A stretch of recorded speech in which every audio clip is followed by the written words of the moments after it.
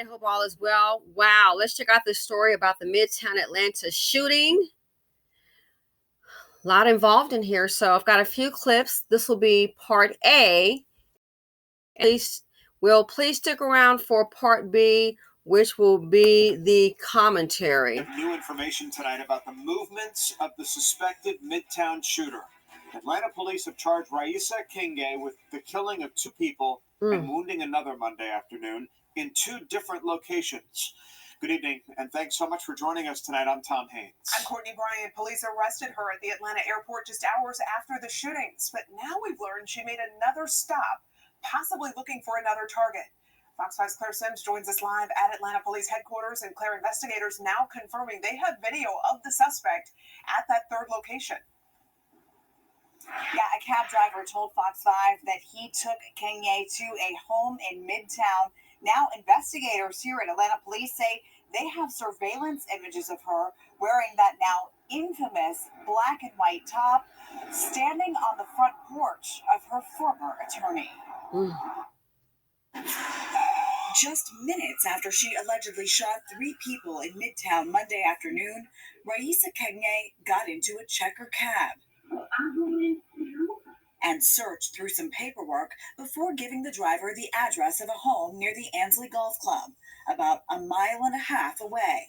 We are not sharing the location, but Fox 5 has confirmed the home belongs to Michael Sullivan, an attorney with the Atlanta law firm Finch McCraney. According to their website, Sullivan is a partner at the firm who represents whistleblowers. And court documents show Kengne named Sullivan in the 500-plus page lawsuit she filed earlier this year against her condo building, her former employer, and her former attorneys. In the legal filing, Kengne claims Sullivan agreed to represent her in a whistleblower lawsuit in June 2021. Months later, the lawsuit alleges Sullivan informed Kengne they did not have enough evidence to pursue the case and could no longer represent her. Kengne went on to claim that Sullivan and his colleagues failed to maintain attorney-client privilege, quote, at every peril to themselves. It's not clear exactly why she went to Sullivan's home Monday afternoon, but the 2 victims Kengne allegedly killed that day, Wesley Freeman and Michael Shinners, were also named in Kengne's lawsuit. When no one answered the door, Kengne got back into the cab and headed to the airport, where Atlanta police took her into custody. We have reached out to Sullivan's attorney for a comment, but have not heard back. Live at Atlanta. Okay, so that's one report. Let's go ahead here. Here's a second news report where she basically gets in the cab with the cab driver, and looks like old girl's headed to the airport.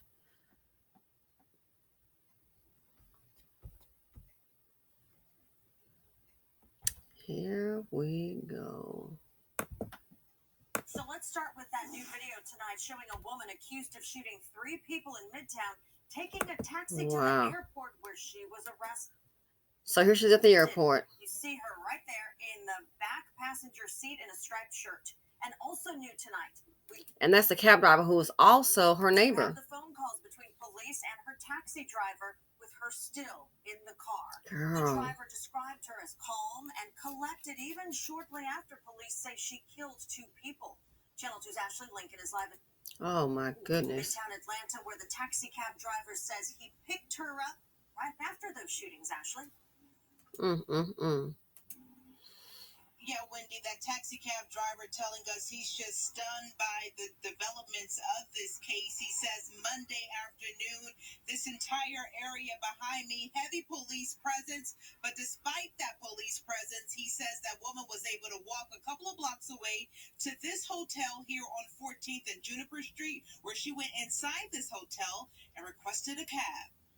This is a big story.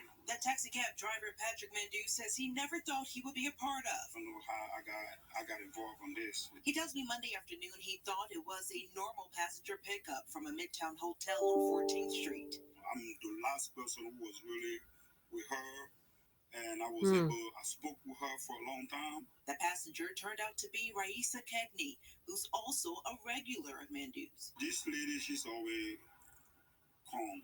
This is dash cam video of Kengne getting into his cab. I look again, I knew that was him.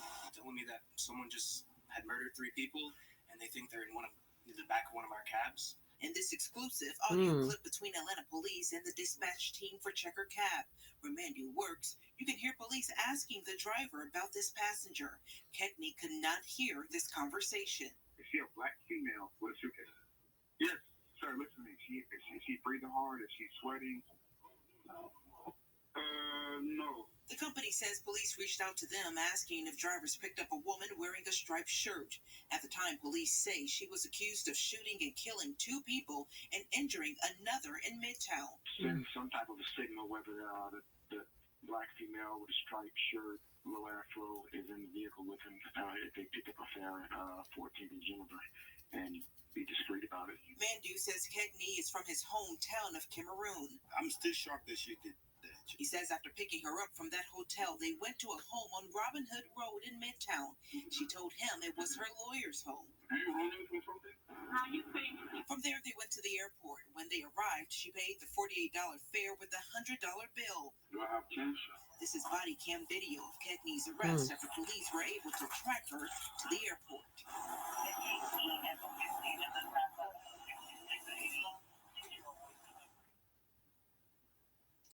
And the taxi cab dispatcher that we spoke to, he says he also lives at that high rise where the shooting happened. He says a lot of residents are still trying to understand and wrap their head around what unfolded in that building yesterday. Now, both the taxi cab driver and the cab company tell us that they are working with police, Wendy, and they were happy to able to assist them in locating this suspect. Okay, so let's go ahead and get to the last clip of the shooting suspect. It turns out she was denied bond, of course, but she's got there's major paperwork with regard to her litigation. Major paperwork going on with that. So let's go ahead, if you will, and let's look at this one last clip of her. Man, I think people really and truly just start to lose it. Okay, let's see here.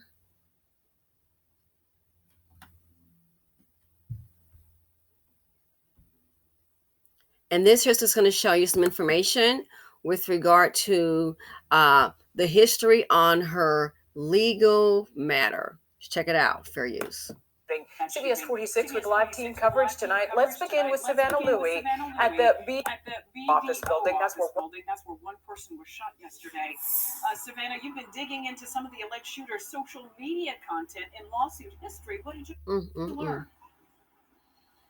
Well, we're learning more about a connection between the shooter and the victims. Raissa Kengne believes she was a whistleblower against her former employer, the accounting firm BDO. Raissa Kengne filed the complaint with OSHA in 2021 over what she believed was fraud at BDO, perpetuated by her former supervisor, Wesley Freeman, involving SEC regulation violations. Kengne said she was offered a 12% raise to stop talking about the issues, but resigned in November, just 2 months after starting with the company. She then claimed her home was broken into, evidence documenting the fraud stolen from a safe. And she said her computers and phones were hacked and her life was threatened. In May, she filed a lawsuit against 29 defendants, including Freeman and Michael Shinners, 2 men she is accused of shooting and killing on Monday. She alleged retaliation, witness tampering, bribery, burglary, and more. The federal suit was dismissed July 25th, the judge citing it as a shotgun complaint, which contains irrelevant or vague allegations and conclusions. Last week, she filed an unusually extensive 1,100-page appeal. And the day leading up to the shooting, she posted this video to social media showing interaction with Atlanta police accusing her condo's property management of helping cover up the fraud.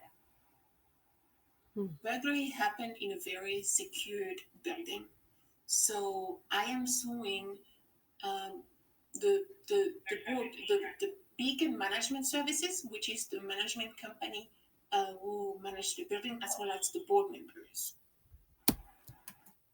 Wow. Okay, people, so you saw part A. Let's stick around for part B, the commentary. Thanks for watching.